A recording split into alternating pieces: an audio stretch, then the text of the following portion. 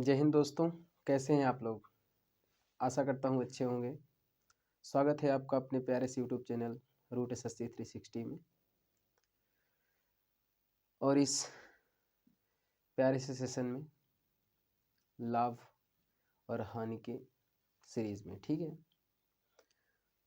तो आज हम आप लोगों के लिए बहुत अच्छे क्वेश्चंस लेकर आए हैं जो प्रीवियस ईयर पूछे गए हैं किसी न किसी एग्जाम में।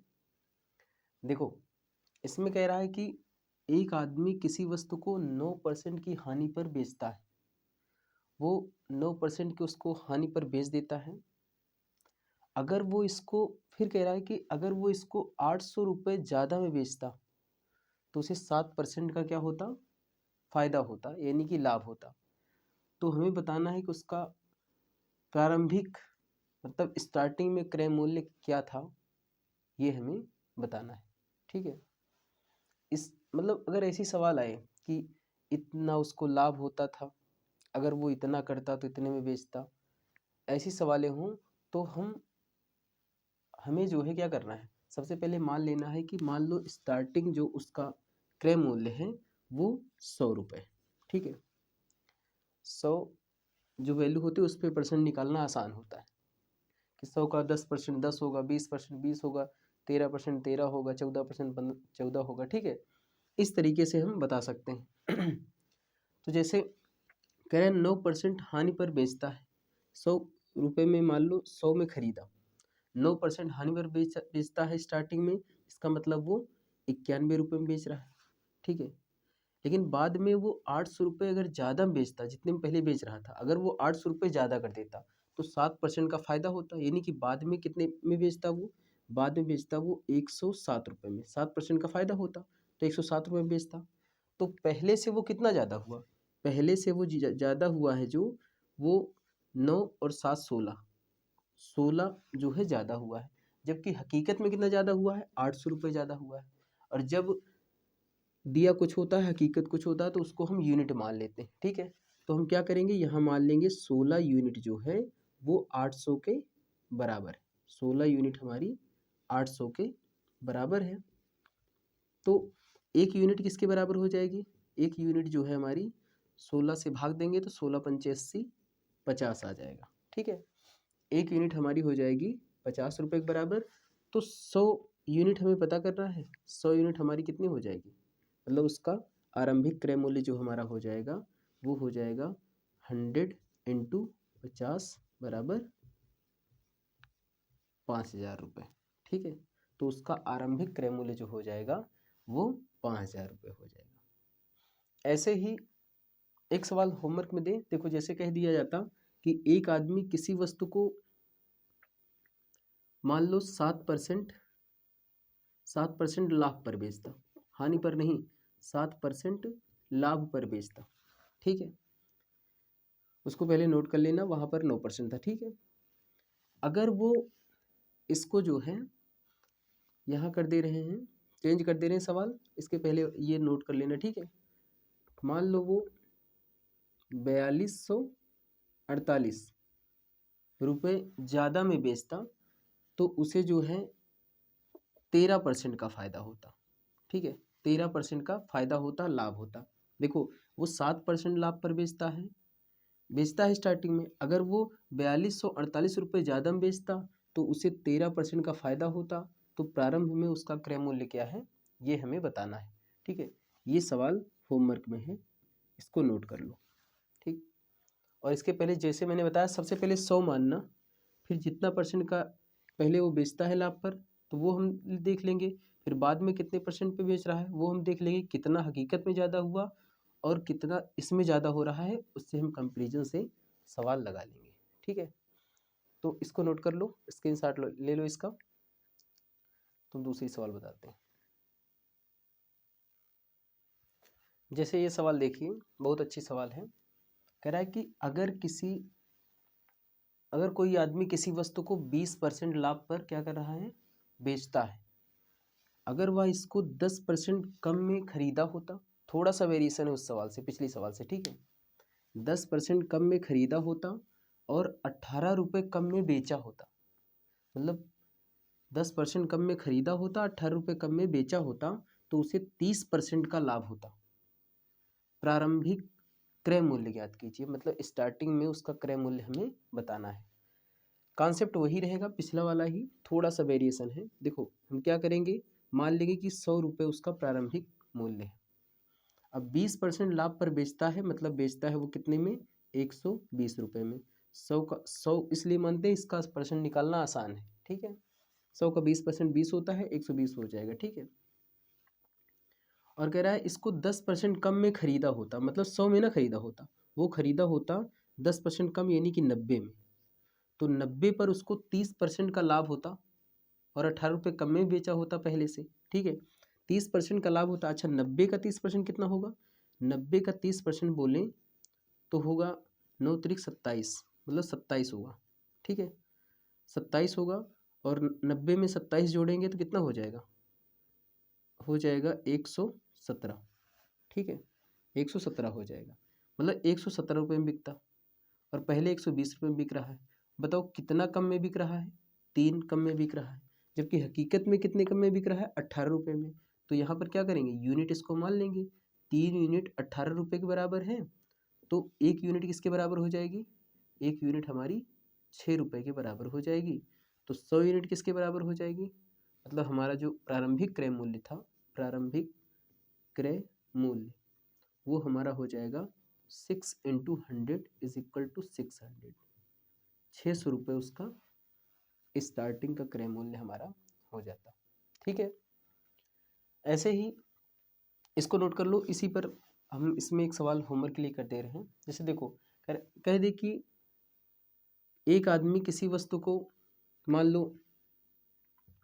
10% लाभ पर बेचता है, ठीक है।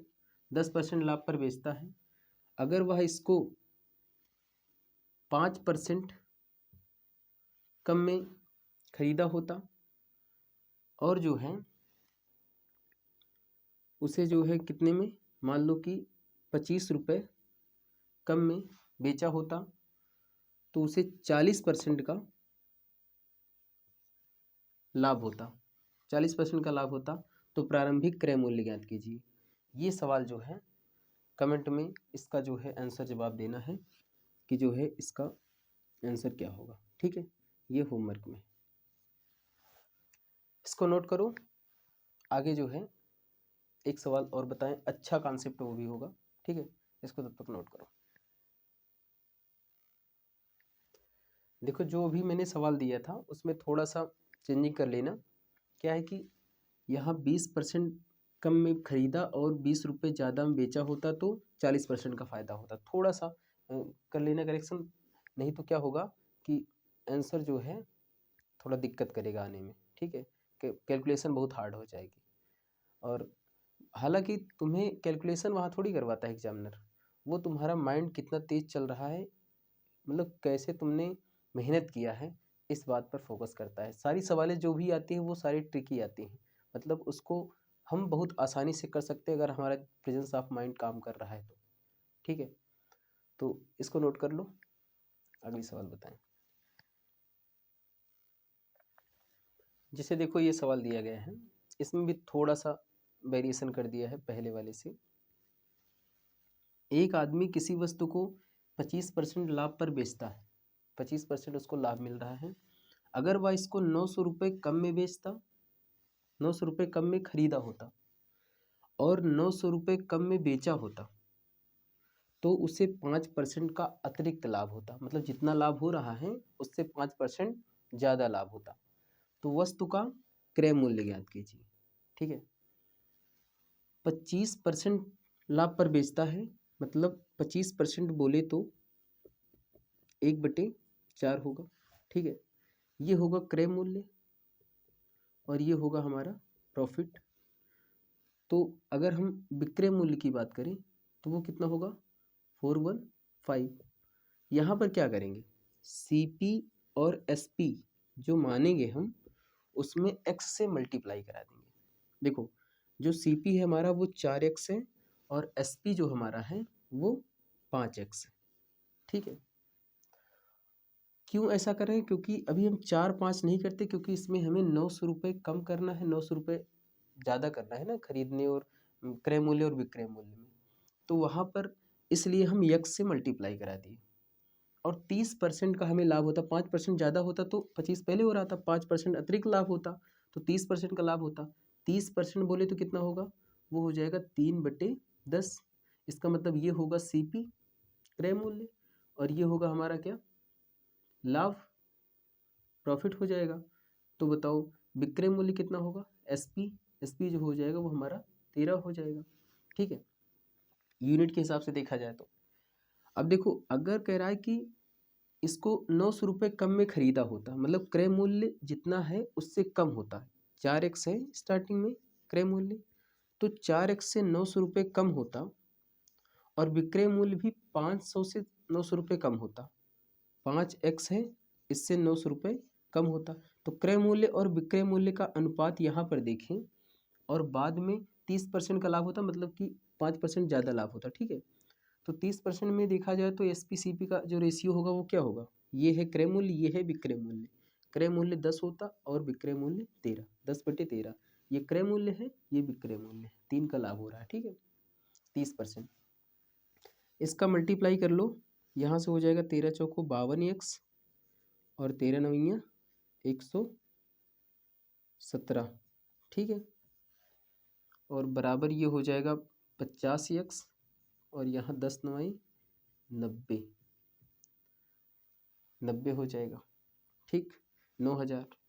अब यहाँ से x की वैल्यू निकाला जाए, देखो 50x इधर आएगा तो 52x में से 50x जाएगा, कितना बचेगा, 2x बचेगा। ठीक है, 2x बचेगा, बराबर ये उधर जाएगा प्लस में हो जाएगा, और 11,700 में से 9,000 माइनस हो जाएगा तो 2,700 आएगा।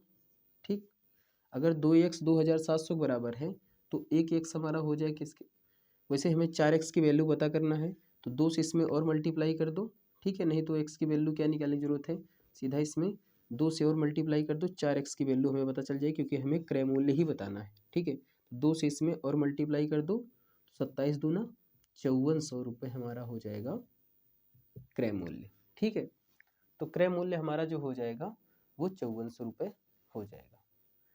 इस सवाल को नोट करो, इस पर एक सवाल हम होमवर्क देते हैं। देखो ये सवाल जो है वो होमवर्क में है। क्या दिया गया है कि एक आदमी किसी वस्तु को 20% लाभ पर बेचता है, अगर वह इसको 600 रुपये कम में खरीदा होता और 400 रुपये कम में बेचा होता तो उसे 10% का अतिरिक्त लाभ होता, मतलब एक्स्ट्रा जितना हो रहा है, जैसे 20% हो रहा है तो 10% एक्स्ट्रा लाभ होता। वस्तु का क्रय मूल्य बताना है। ठीक है, ये सवाल जो है वो होमवर्क में। देखो जैसे ये सवाल है, ये भी एक अलग टाइप है, बहुत अच्छा टाइप है। देखना, एक आदमी ने 11 वस्तुएं 10 रुपये के हिसाब से खरीदा, 11 वस्तुएं 10 रुपये के हिसाब से खरीदा, और 10 वस्तुएं 11 रुपये के हिसाब से बेच दिया। लाभ या हानि परसेंट बताओ, जो भी हो रहा है, लाभ हो रहा है तो लाभ, हानि हो रहा है तो हानि, वो तो देख के बता देते हैं। अगर क्रय मूल्य हमारा ज़्यादा है और विक्रय मूल्य कम है तो हानि होगी, और क्रय मूल्य कम है विक्रय मूल्य ज़्यादा है तो लाभ होगा। देखो यहाँ पर लिखेंगे क्रय मूल्य और यहाँ लिखेंगे विक्रय मूल्य। ठीक है, यहाँ वस्तुओं का वस्तु और यहाँ कीमत, ऐसे इसको हम सेट कर लेंगे। ठीक है, पहले 11 वस्तुएं 10 में, बाद में 10 वस्तुएं 11 में। इसमें जो है वस्तु को बराबर कर लो, तब हमें कीमत में कितना फ़ायदा या घाटा हो रहा है पता चल जाता है। ठीक है, अच्छा वस्तु को बराबर करना है, मतलब जितना खरीदा है वस्तु जितना बेचा है वस्तु दोनों बराबर कर लो। तो इसमें 11 से मल्टीप्लाई करा दो और इसमें जो है 10 से मल्टीप्लाई करा दो। ठीक है, तो देखो 110 वस्तुएं ये हो गई, 110 वस्तुएं खरीदा गया बेचा गया दोनों। ठीक है, 110 वस्तुएं 100 रुपये में खरीदी गई, देखो 10 दहम्मा 100 रुपये, और 110 वस्तुएं कितने बेची गई, 121 रुपये में। ठीक है, 11 ग्राम में कितना होगा, 121। तो फ़ायदा कितने का हुआ, फ़ायदा हमें हुआ 21 रुपये का। ठीक है, 21 रुपये का 100 पर कितना होगा, 100 पर जो है 21% होगा। ठीक है, परसेंट बदलने के लिए 100 से मल्टीप्लाई करना पड़ता है। 21% हमारा क्या हो जाएगा, लाभ हो जाएगा। ठीक है, इस पर इसको नोट कर लो, एक बार देख लो। इस पर एक सवाल दे दे, ठीक है, होमवर्क के लिए। इसमें क्या करना है, जैसे मान लो कह दे कि 5 वस्तुएं, या मान लो 6 वस्तुएं 5 के हिसाब से, 6 वस्तुएं 5 के हिसाब से खरीदी गई और 5 वस्तुएं 6 के हिसाब से बेची गई, तो हमें बताना है कितना लाभ या हानि होगा, ये हमें बताना है, ठीक है। तो आज के लिए इतना ही, बाकी जो है नेक्स्ट वीडियो में आएगा, ठीक है।